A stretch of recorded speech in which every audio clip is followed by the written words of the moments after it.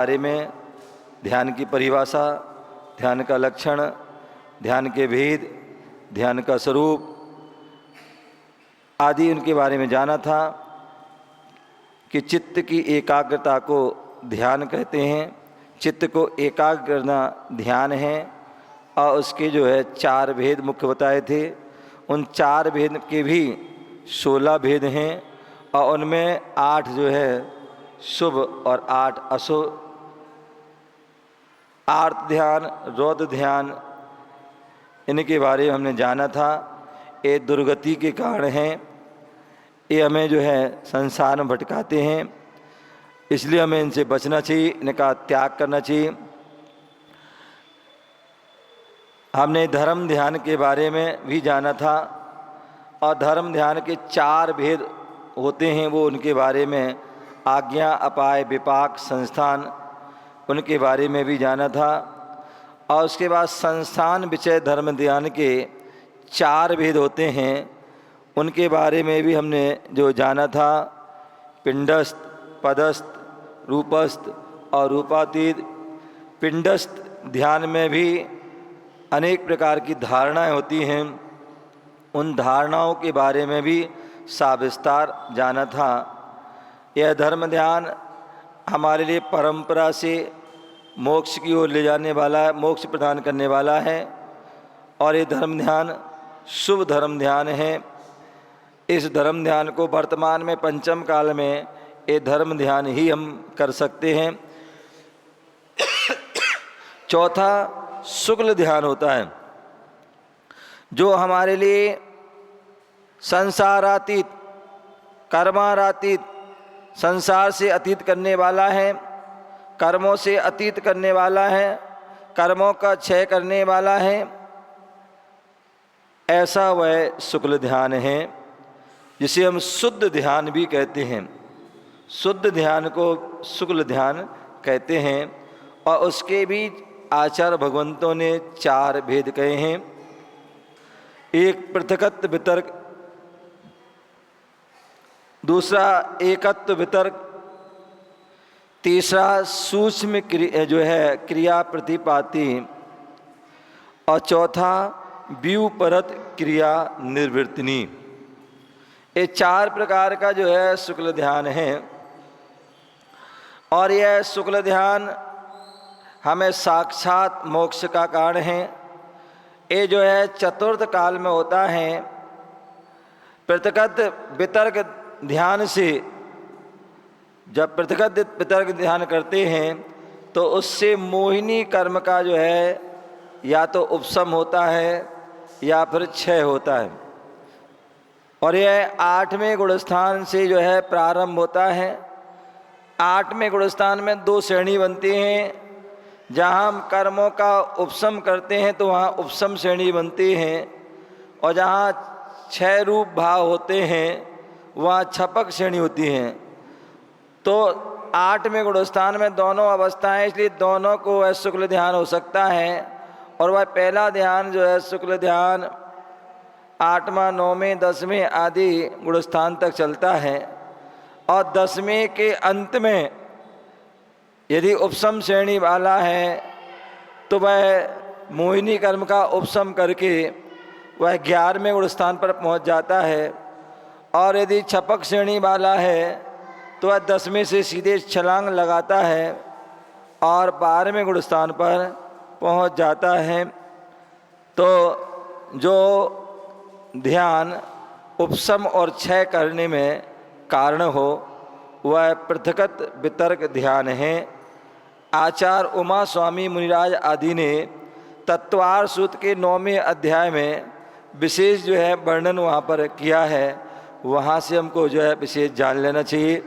अथवा शुभचंद्र आचार्य जी ने ज्ञानार्णव ग्रंथ में भी विशेष उसका वर्णन है, वहाँ से भी हम पढ़ सकते हैं। दूसरा जो है एकत्व वितर्क ध्यान है और एकत्व वितर्क जो ध्यान है, इस ध्यान से जो है जहाँ पर पहले जो है ध्यान से 10वें गुणस्थान से जो है उन्होंने छपक जो कर्मों को क्षय करके, मोहिनी कर्म को क्षय करके 12वें गुणस्थान में पहुँच जाते हैं और 12वें गुणस्थान में यह दूसरा ध्यान होता है। क्या होता है?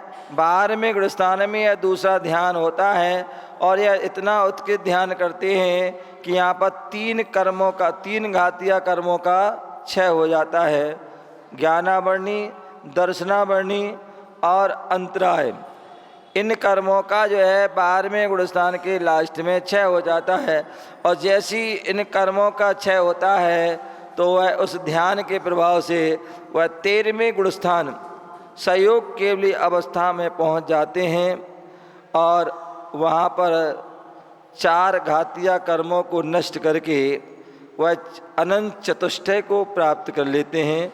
अनंत ज्ञान, अनंत दर्शन, अनंत सुख और अनंत वीर, इनको वह प्राप्त कर लेते हैं। तीसरा जो ध्यान होता है वह 13वें गुणस्थान के लास्ट में होता है, जहाँ पर वह योग निरोध करते हैं। योग निरोध करते हैं, योग का अभाव करने के लिए साधना करते हैं, ध्यान करते हैं। वह सूक्ष्म क्रिया प्रतिपाती ध्यान है और उसके प्रभाव से जो है 14वां गुणस्थान बन जाता है। अयोग केवली, जहाँ पर योग नहीं है, ऐसी वह अयोग केवली अवस्था को प्राप्त हो जाते हैं। और अयोग केवली अवस्था में वह वहाँ का इतना सूक्ष्म काल है, इतना थोड़ा काल है कि जहाँ पर 5 ह्रस्व अक्षर आ ई उ री री आदि, ये 5 अक्षर बोलने में जितना समय लगता है उतने समय में ध्यान करके वह घातीय कर्म तो पहले ही नष्ट हो गए थे, अब अघातीय कर्मों को नष्ट करके वह सिद्ध अवस्था को प्राप्त हो जाते हैं, सिद्ध परमेष्ठी बन जाते हैं, जहाँ 8 कर्म कर नष्ट करके 8 गुणों को प्राप्त करके वह अष्टम भूमि ईसत प्रारब्ध भूमि पर वह पहुँच जाते हैं और वहाँ पर अनंत समय तक वहीं पर जो है अपने अनंत चतुष्टय में आदि में गुणों में लीन रहते हैं।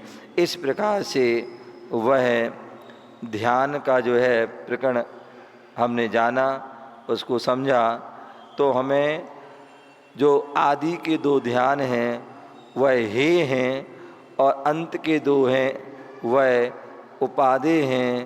पहले 2 शुरू के 2 छोड़ने योग्य हैं और अंत के 2 ग्रहण करने हैं। अंत के जो 2 हैं वह धर्म ध्यान और शुक्ल ध्यान हैं।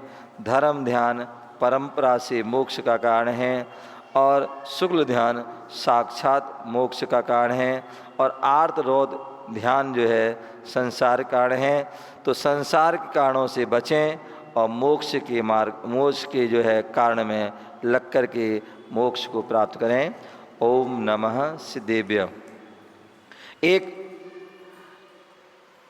शंका आई है, जिज्ञासा आई है अमित जैन पाली ललितपुर से, और उन्हें जो है आज जो है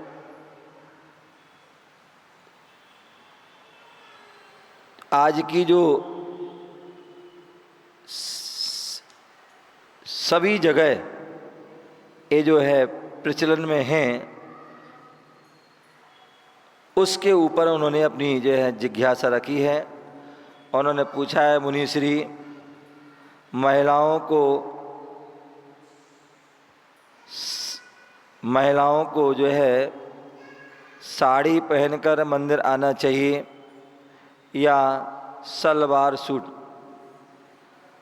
महिलाओं को, लड़कियों आदियों के लिए किस में आना चाहिए? साड़ी में आना चाहिए या सूट में आना चाहिए या जीन्स टॉप आदि पहन करके क्या आ सकते हैं? आज कल फैशन के कारण महिलाओं ने जो है धार्मिक स्थल को भी फैशन का क्षेत्र बना लिया है। क्या यह उचित है? इस प्रकार से आने पर हमें पाप लगता है या पुण्य लगता है? बहुत अच्छा जो है प्रश्न उन्होंने किया है और वास्तविकता में सही प्रश्न किया है और ये निश्चित ही हमारे लिए इन बातों का ध्यान रखना चाहिए। आपको पता होगा विदेशों में अथवा देश में भी जो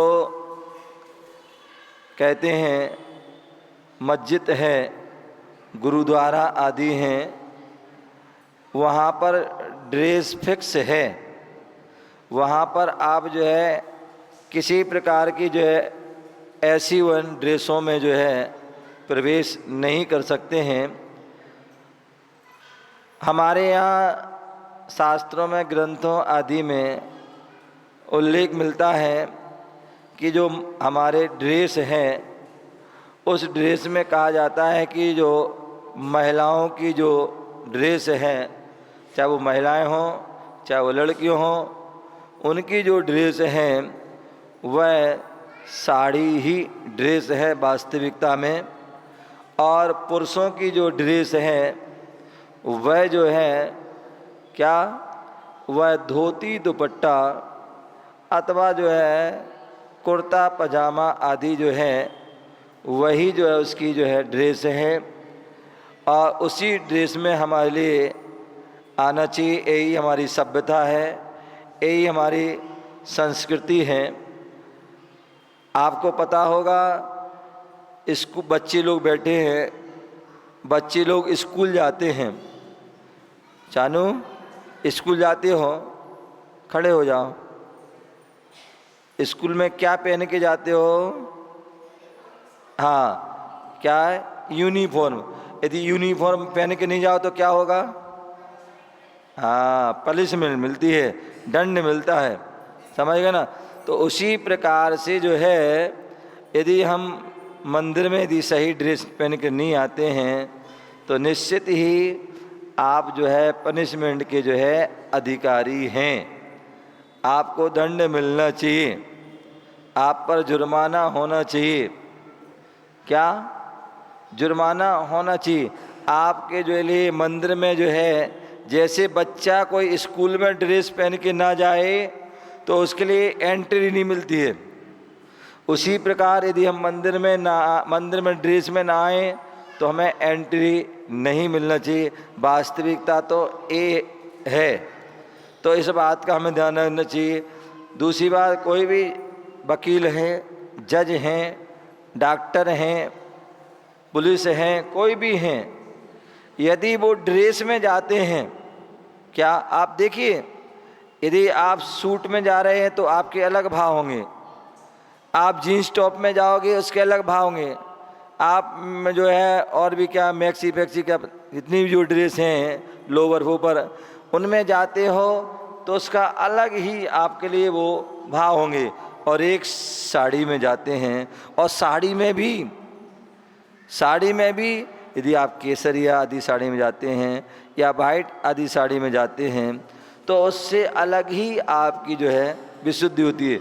इसी प्रकार पुरुष वर्ग यदि जो है वो बरमुंडा और पता नहीं क्या क्या हाफ पैंट आदि, जीन्स, फटे कपड़े आदि पहन के आते हैं, कुर्ता पजामा पहन के आते हैं और एक धोती दुपट्टा पहन के आते हैं, तो सब में के भाव अलग अलग होते हैं। और जितने अच्छे आपके पवित्र भाव होंगे उतनी आपको पुण्य का अर्जन होगा, उसका उतना ही अच्छा फल मिलेगा। और जितने भाव यदि हमारे आपके हीन होंगे उतने ही आपको फल कम मिलेगा। और अपितु यदि उन वस्त्रों को पहन करके आपके भाव बिगड़ गए या आपके माध्यम से किसी के भाव बिगड़ गए तो उसके पाप के भागीदार आप होगे। तो इसलिए हमें मंदिर आदि में, चाहे वो पुरुष हों चाहे वो महिला हों, हमें शालीनता के जो है कपड़े पहनना चाहिए।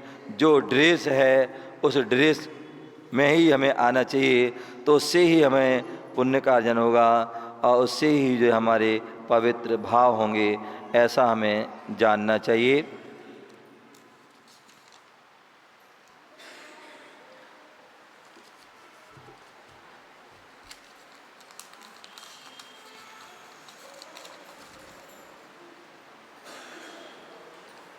एक जो है प्रश्न आया था